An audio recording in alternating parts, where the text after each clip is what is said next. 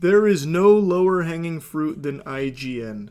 Everyone makes fun of them. Somewhere on this planet, a baby's first words were IGN sucks.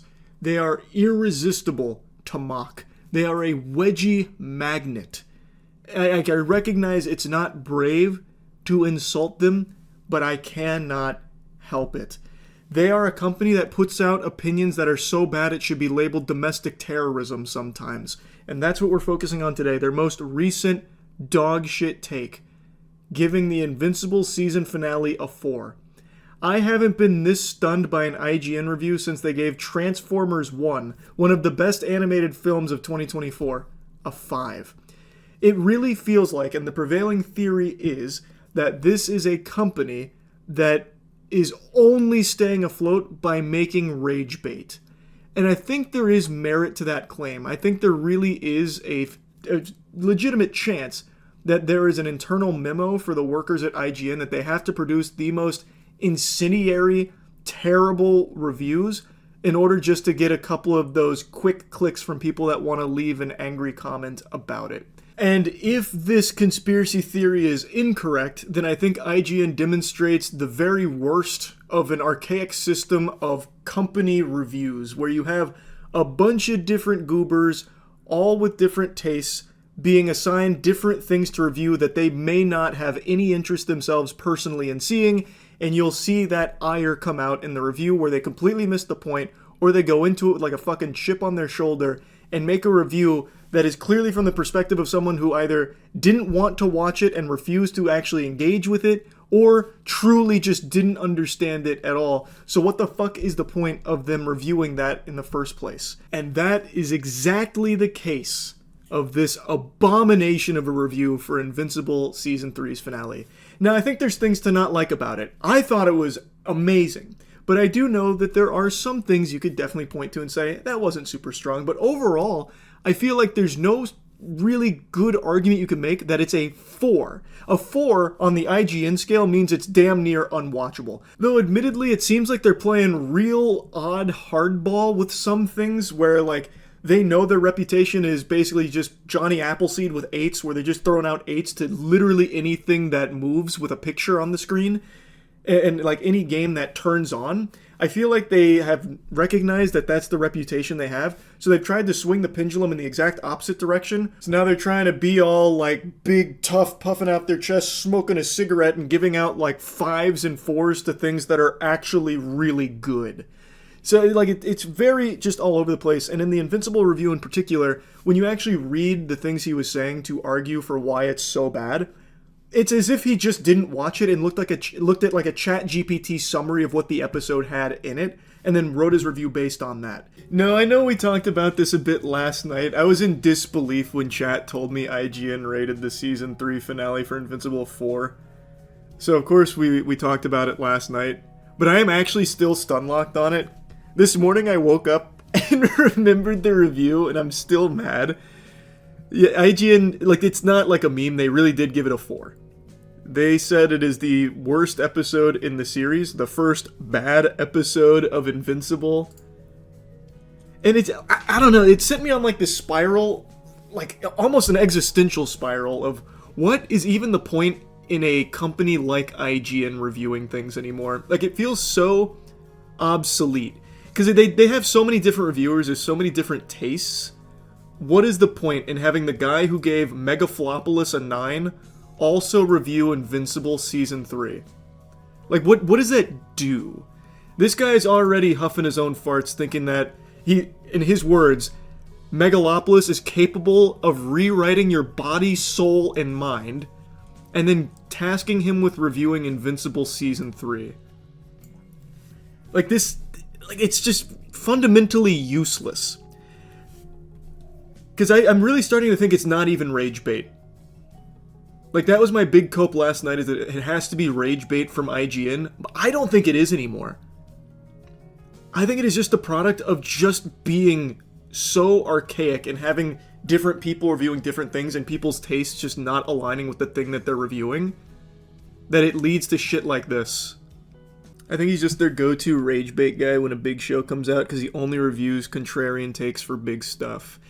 Yeah, I was looking through his list as well, like, it does seem like that is kind of a common trend with his reviews, but it can't be useful, right? Like, for a company like IGN, it cannot be useful to have, like, a designated rage bait spitball magnet. Like, you'll get some clicks, but mostly what people are gonna do is what they're doing right now, just making fun of it on Twitter without ever actually engaging with the article itself. Because why the fuck are you gonna go here? It's absolutely outrageous. No one's gonna bother clicking on it. It's too rage baity. So, like, I don't even think that's what's going on. But they're not getting rage clicks is the argument I'm making.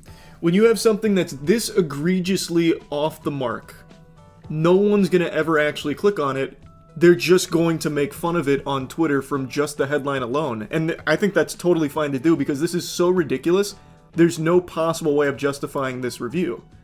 And when you read it, it's very clear he either didn't watch it or purposefully just throws the most outrageous statements about it. Like, we already read the whole thing last night, I'm not going to bother doing that again.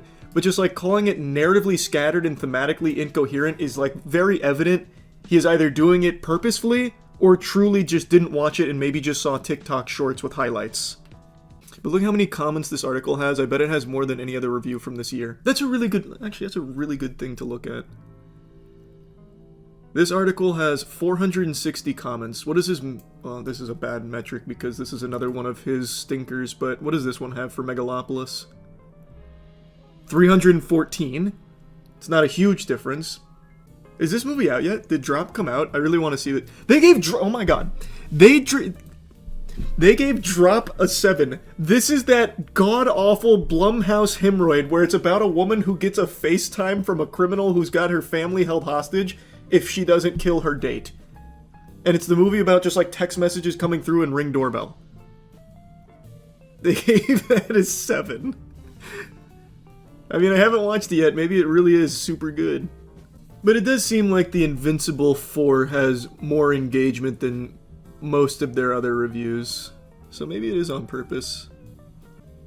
No, their Monster Hunter Wilds review has almost double it. Their Mickey 17 one has 3 times the engagement of their Invincible 4. And they gave Mickey 17 an 8. Honestly, I actually agree with the 8. I'd probably give it like an 8.5 maybe. Nah, probably not even 8.5. I'd probably keep it in an 8. But even still, I think just going through that makes it kind of clear that it's not like Rage Bait does a ton for them. I just really think this guy has dog shit taste, and they put him on Invincible. That's a recipe for disaster. Like, I just don't see I really do not see the point in companies anymore doing reviews where they have like a staff of reviewers that each do different things with different tastes. Like, I think there's just so much more merit now in just like individuals. Like, you find someone whose taste that you find like a lot of like commonality with, and you'll see what they say about a property, which is why things like Letterboxd I think does pretty well. Did he have any specific complaints or just generalizations? He had some specific complaints, but they're complaints that an actual lobotomite would make if you sat them in front of the screen. It just does not seem like, based on everything he's stated here, that he even watched it. Like, and I don't mean that as an exaggeration, it really does read like he didn't watch the episode. So, like, for example, he says, like, a hero's dilemma here never even arrives. Like, it's just the show worth watching. I think Invincible is a must-watch. The only complaint I have about Season 3 is its animation. Like, it feels like it's on a shoestring budget for absolutely no reason. This is the show that should have the budget of fucking Rings of Power. Like, there is no excuse why the animation should look as bad as it does for 6 episodes. That's the only complaint I have. IGN also gave the first 6 episodes of Severance Season 2 a 6. What? We do this like once every 8 months, just going through the absolute lunacy of IGN reviews. Here, this is what you're saying. Severance falters by holding too tightly to its secrets, leaning too heavily on vibes, and getting its 10-episode second season off to an agonizingly slow start. Well, I super disagree with that. This I think this works for the most recent episode. I'll avoid spoilers, but for the most recent episode, okay. That criticism I think would apply. But for the first 6, not really. You learn a lot for the first 6 episodes. A lot of secrets. Holding too tightly to its secrets, IGN criticized the show for having a plot. Yeah, but like I said, that argument, like, this is a fine point to make if you were talking specifically about one episode. But to say that as a blanket statement for 6 episodes of Season 2 when so many things have been revealed and then just the criticism is too many vibes, that's just rough. I think she really missed the mark with the review on that. Aren't all reviews subjective? I don't get the rage people have over these reviews. Yeah, but this is... I think you can make a very strong case that this is just so objectively bad that it has to be on purpose. Because reading it, I don't want to just reread it because we did it last night and I'm already still fucking stun-locked on the topic. But reading it, it seems as though he didn't even watch it. Or if he watched it, he just did not want to be actually bothering to engage with it at all. So, like, it's not even subjective. He's not even grasping what he's looking at. Like, the only actual thing that I think has merit is this statement right here, where he's talking about after all the civilians were dying during the fight, something that was very traumatic and something we explored a lot in Season 3. Mark doesn't directly acknowledge it in the episode. That's a fair thing to point out.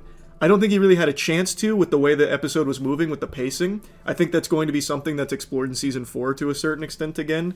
But to say, like, the hero's dilemma and all this was never even realized and it's all shallow and bad, it's stupid. It's very stupid.